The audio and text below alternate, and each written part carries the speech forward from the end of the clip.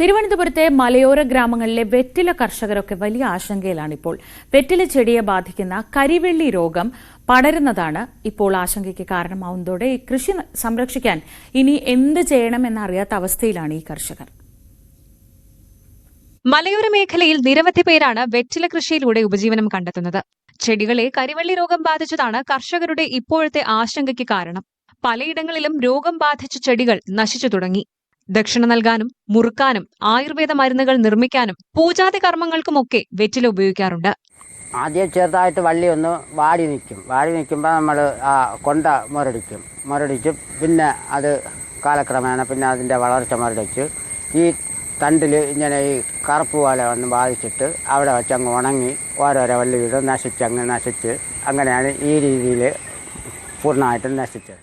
സമൃദ്ധിയിൽ വളരുന്ന വള്ളികളിൽ മഞ്ഞ നിറം രൂപപ്പെടും. ഇതാണ് രോഗബാധയുടെ ആദ്യ ലക്ഷണം. തുടർന്ന് മൂട് ചീഞ്ഞ് അടർന്നു മാറും. ഈ സമയത്തിനുള്ളിൽ വെറ്റിലകളെല്ലാം പഴുത്ത് നിലം പതിക്കും. ഈ ഒരു കേട് വരുന്നത്, അതായത് ഈ കൃഷി നശിച്ചു പോകുന്ന ഒരവസ്ഥ വരുമ്പോഴാണ് കർഷകനെ അത് ഏറ്റവും കൂടുതലായിട്ട് ബാധിക്കുന്നത്. പിന്നെ സ്വന്തമായിട്ട് ചെയ്യുന്ന കർഷകനാണ് ഇത് എന്തെങ്കിലും ഒന്ന് കിട്ടുന്ന വിലയുള്ള സമയത്ത്. ഇല്ലാത്ത നമ്മൾ പുറത്ത് കൊടുത്ത് ചെയ്യുകയാണെന്നുണ്ടെങ്കിൽ, അതായത് മറ്റൊരു ലേബർ വെച്ച് ചെയ്യുകയാണെന്നുണ്ടെങ്കിൽ 10,200 രൂപ നമ്മൾ ശമ്പളം കൊടുക്കണം.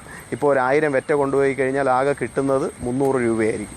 വെറ്റിലയ്ക്ക് വിപണിയിലുണ്ടായ ഇടിവിനു പുറമെ രോഗബാധയും കർഷകരെ കാര്യമായി ബാധിച്ചിട്ടുണ്ട്. മണ്ണു പരിശോധന അടക്കം നടത്തി കാത്തിരിക്കുകയാണ് വെറ്റില കർഷകർ. വലിയ നഷ്ടമാണ് കർഷകർ നേരിടുന്നത്. കൃഷിവകുപ്പിനെ അറിയിച്ചിട്ടും കാര്യമായ നടപടി ഉണ്ടായില്ലെന്ന് കർഷകർ പറയുന്നു. കേരളത്തിന്റെ പരമ്പരാഗത കൃഷികളിലൊന്നായ വെറ്റില കൃഷിയെ സംരക്ഷിക്കാൻ ഇടപെടൽ തേടുകയാണിവർ. ന്യൂസ് 18 തിരുവനന്തപുരം.